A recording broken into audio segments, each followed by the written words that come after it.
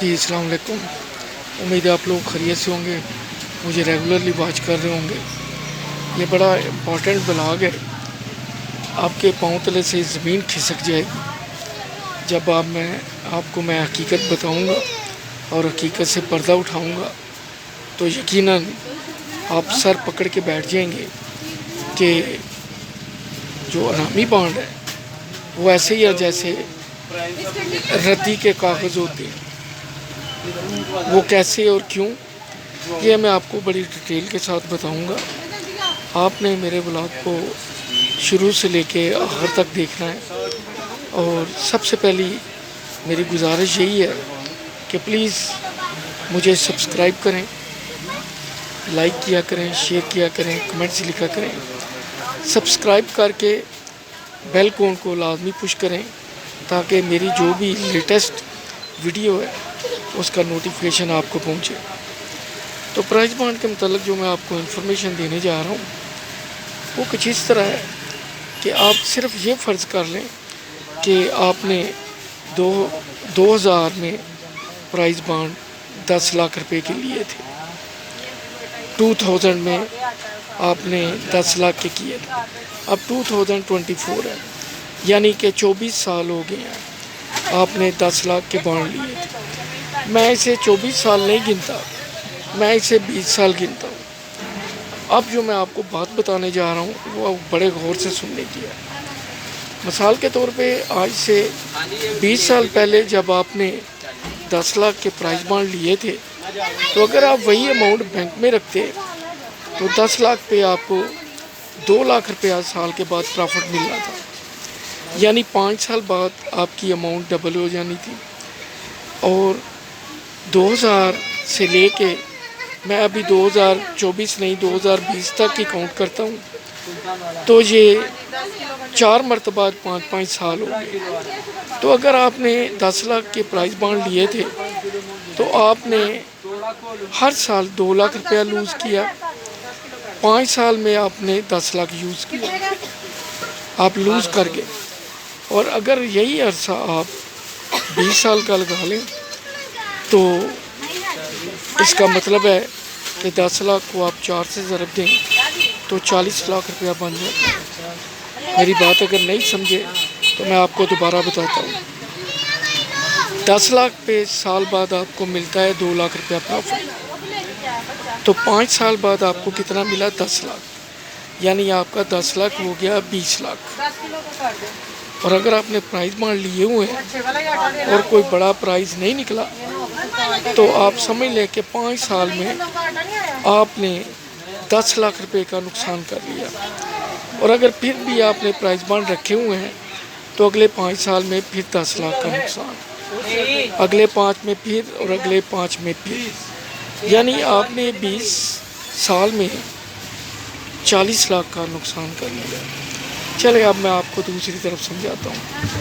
اگر آپ نے 2020 میں 10 لاکھ روپیہ انویسٹ کیا اور 2020 میں 10 لاکھ کی اگر آپ کو پراپرٹی لیتے یا پلاٹ لیتے تو واقعی اس وقت پرائس بہت کم تھی. تو وہی آج جو پلاٹ ہے 10 لاکھ والا وہ 50-60 لاکھ روپے کا ہونا تھا. ہاں، جہاں آپ نے 10 لاکھ روپے کی انویسٹمنٹ اس طرح کی کہ آپ نے کوئی کمرشل گاڑی لوڈر گاڑی خریدی ہوتی، آپ نے اسے رینٹ آؤٹ کیا ہوتا، پھر بھی آپ کو جو اماؤنٹ ہے آپ کا نقصان نہیں ہونا تھا.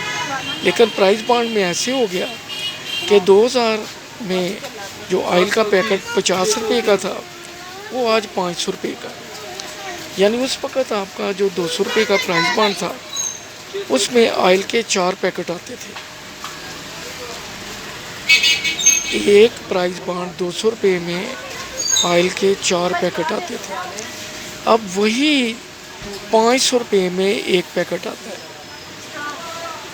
آپ سوچ لیں کہ آپ کے پاس جو پرائز بانڈ پڑے ہوئے ہیں ان کی ویلیو کتنی رہ گئی ہے. یعنی اب آپ 3 پرائز بانڈ لے کے جائیں 200 والے تو آپ ایک آئل کا پیکٹ خریدیں گے جو 500 کا ہے، آپ کو 100 روپیہ واپس ملے گا. تو اس کا مطلب ہے کہ کہ آپ کے جو 3 پرائز بانڈ ہیں اس میں جو 2 پرائز بانڈ ہیں وہ اڑ گئے، وہ ڈیویلیویشن کی نظر ہو گئے، وہ آپ کا نقصان ہو گیا۔ ایسے ہی اگر آپ اس کو بڑی اماؤنٹ کے ساتھ آپ اسے ٹریٹ کریں تو آپ کے جو 10 لاکھ کے پرائز بانڈ ہیں وہ سمجھے آپ کے صرف 2 لاکھ کے رہ گئے۔ اگر آپ نے کوئی بڑا پرائز ون نہیں کیا، ہاں اگر آپ نے کوئی 2.5 لاکھ کا 200 والے میں یا 7.5 لاکھ کا پرائز ون کیا ہے تو اس کا مطلب ہے کہ آپ کی جو اماؤنٹ ہے وہ ڈیپریشیٹ نہیں ہوئی، اپریشیٹ ہوئی ہے۔ اسی طرح اگر آپ تاجر ہیں، کوئی بزنس کرتے ہیں، اگر آپ نے کوئی کموڈٹی لے کے رکھی ہے سال کے لیے، 6 ماہ کے لیے، تو پھر بھی آپ کی جو کرنسی ہے، آپ کی جو اماؤنٹ ہے وہ ڈیویلیو نہیں ہوگی۔ لیکن پرائز بانڈ اگر آپ نے لے کے رکھے ہوئے ہیں 10 لاکھ کے تو سمجھیں کہ ان کی قیمت صرف 2 لاکھ روپیہ رہ گئی۔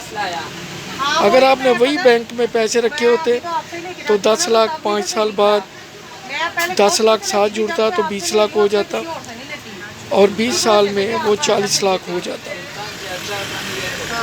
اب آپ کو میری بات کی سمجھ آ گئی ہوگی۔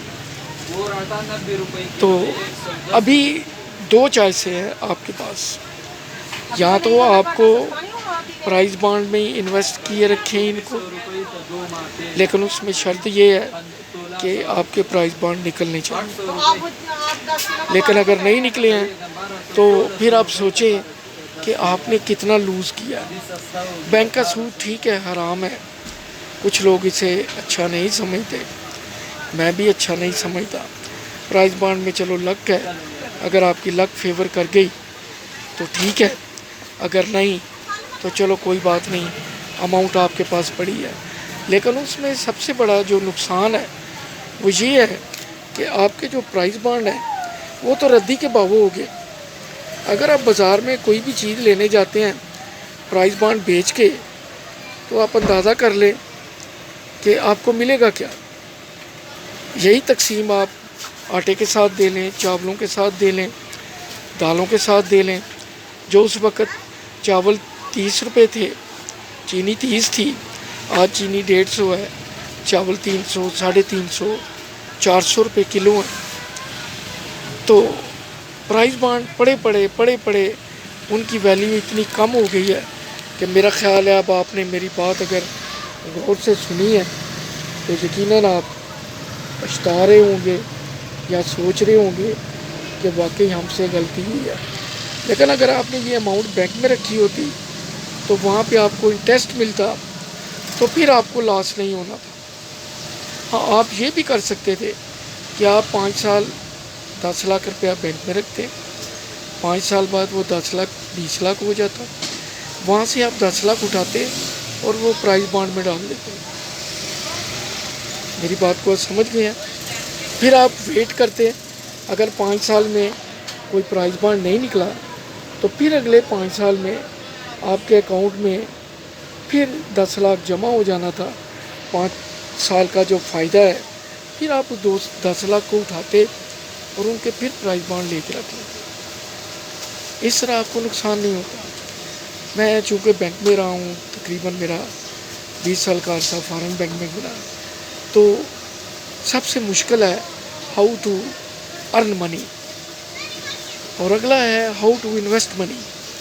جتنا پیسہ کمانا مشکل ہے اتنا پیسہ رائٹ پلیس پہ لگانا اور اس کو سنبھالنا یہ بھی مشکل ہے۔ آپ بڑے بڑے بزنس مینوں کو دیکھتے ہوں گے جو ملینر ہیں، بلینر ہیں، ان کے پیچھے یہی دماغ کام کرتے ہیں۔ جو انہوں نے لوگ بٹھائے ہوتے ہیں وہ دیکھتے ہیں کہ رائٹ ٹائم پہ رائٹ انویسٹمنٹ کون سی ہے۔ ایک آپ کو میں قصہ سناتا چلوں کہ عراق کا ہے، کہ وہاں بہلول نامی بزرگ تھے۔ تو ایک دن ایسے ہی وہ موج میں بیٹھے ہوئے تھے تو کسی تاجر کو پتہ چلا کہ یہ دعائیں دیتے ہیں اور ان کی دعا قبول ہوتی ہے۔ تو وہ تاجر اپنے گھوڑے سے اتر کے بہلول کے قدموں میں 2 شانے بیٹھ گیا اور کہنے لگا کہ میں نے آپ کا بڑا نام سنا ہے، آپ مجھے کوئی ایسی دعا دیں، وہ وظیفہ دیں کہ میرا کاروبار چل نکلے۔ تو فقیر تھے، وہ موج میں آئے ہوئے تھے اس وقت، انہوں نے کہا تم ایسے کرو کہ کالا کپڑا جو ہے نا وہ خرید کے رکھ دو۔ اس نے زیادہ گہرائی میں جانے کی کوشش نہیں کی کہ وہ نہ ہو بزرگوں کی شان میں کوئی گستاخی نہ ہو جائے، تو وہ فوراً چپ کر کے اٹھا اور واپس آ کے اس نے اپنی دکان میں کالا کپڑا رکھ لیا۔ اب اس نے کیا کیا کہ باقی جو دکانوں پہ بھی کالا کپڑا پڑا ہوا تھا ان سے بھی خرید کے اپنی دکان میں رکھ لیا۔ پرانے وقتوں میں جو قصبے تھے، گاؤں تھے، وہاں جتنا بھی کالا کپڑا تھا وہ اس نے خرید کے رکھ لیا۔ اللہ کی کرنی ایسی ہوئی کہ اسی بستی میں اس علاقے کا جو گورنر تھا وہ فوت ہو گیا۔ اب لوگوں نے سوگ میں کالا کپڑا پہننا تھا، تو کالے کپڑے کی تلاش میں وہ لوگ جب نکلے مختلف دکانوں پہ تو پتہ چلا کہ جو فلاں فلاں شخص ہے کالا کپڑا آپ کو اس سے ملے گا۔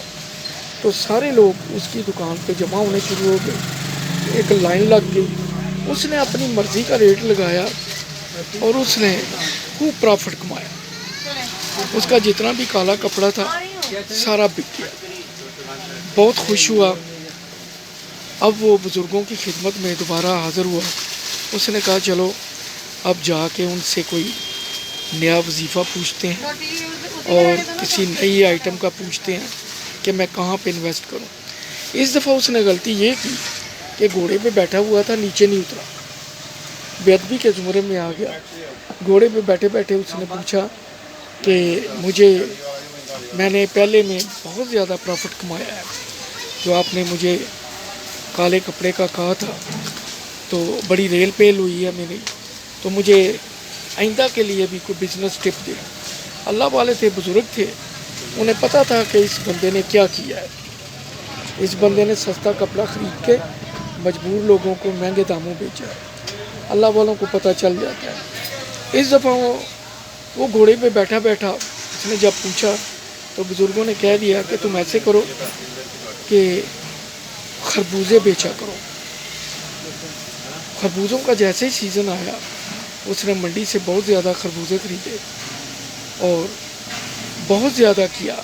اس نے جتنے بھی ذمہ دار تھے سب سے ٹھیکہ کر لیا، ان کو ایڈوانس دے دیا اور انہوں نے کہا کہ یہ سارے خربوزے کسی کو نہیں دینے، یہ میں خریدوں گا۔ اس کے ذہن میں پھر وہی چمتکار تھا کہ شاید کوئی ایسی لاٹری نکلے، کوئی ایسی بات بنے جو مجھے بزرگوں نے کہی ہے، اس کے پیچھے کوئی نہ کوئی حقیقت ہے جس کا مجھے پتہ نہیں، لیکن میں کیوں نہ سارے خربوزے خریدوں۔ تو اس نے تاجر نے سارے خربوزے اپنے قصبے سے اور ارد گرد کے کسانوں سے خرید کے تو دکان پہ اور گودام میں رکھ لیے۔ اب خربوزہ ایک ایسی چیز ہے جو خراب ہونے والا ہے۔ چند دنوں کے بعد خربوزے نرم پڑنے شروع ہو گئے، پھر وہ خراب ہونے شروع ہو گئے، اور اب یہ نوبت آئی کہ ان میں سے اسمیل آنی شروع ہو گئی، جانوروں کے کھانے کے قابل بھی نہ رہے۔ تو بہت تاجر سٹ پٹایا، بہت پریشان ہوا، اس کو یہ خربوزے پھینکنے پڑے، اور وہ پھر اسی حالت میں ڈھونڈتا ڈھونڈتا بزرگوں کے پاس پہنچا اور ان کو جا کے کہنے لگا کہ جناب میرا بہت زیادہ نقصان ہو گیا، آپ نے جو مجھے پہلے بتایا تھا کالے کپڑے کا اس میں تو میں نے خوب پرافٹ کمایا، لیکن یہ جو آپ نے مجھے خربوزوں کا بتایا ہے اس میں تو میری جتنی جمع پونجی تھی وہ ساری غرق ہو گئی ہے۔ تو بزرگوں نے کہا دیکھو میری بات سنو، جب تم پہلے آئے تھے تمہارا انداز عاجزانہ تھا، تم گھوڑے سے اتر کے میرے روبرو دو زانے ہو کے بیٹھے تھے، اور پھر جب تم نے کپڑا بیچا تو تم نے اس پہ نجائز پرافٹ کمایا۔ ہمیں پتہ ہے کہ آپ نے کیا کیا، اور یہ جو خربوزوں والا چکر ہے میں نے کہا ضرور تھا، لیکن چونکہ آپ کے ذہن میں لالچ تھا، وہی بلیک میلنگ تھی کہ میں خوب پرافٹ کماؤں گا، سارے خربوزے خرید لیے، لیکن چونکہ جب تم آئے دوبارہ تو گھوڑے پہ بیٹھ کے پوچھا تمہاری عاجزی احترام وہ ختم ہو گیا، لہذا ہم نے جو کہا تھا اس کا اثر بھی ختم ہو گیا، اب تم جانو تو تمہارا کام۔ تو یہ بات درمیان میں آ گئی، بڑی کام کی۔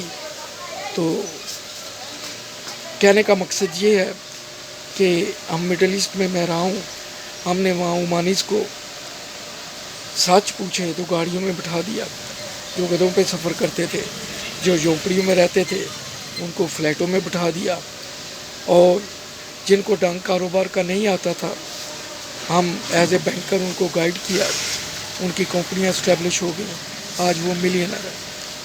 تو دوران گفتگو کو بات بری لگی تو معذرت چاہوں گا، اسے زیادہ سے زیادہ شیئر کریں، کمنٹس لکھیں، لائک کریں، اگر مجھ سے کوئی غلطی ہے تو معذرت چاہوں گا، مجھے اپنی دعاؤں میں یاد رکھیے۔ اللہ حافظ۔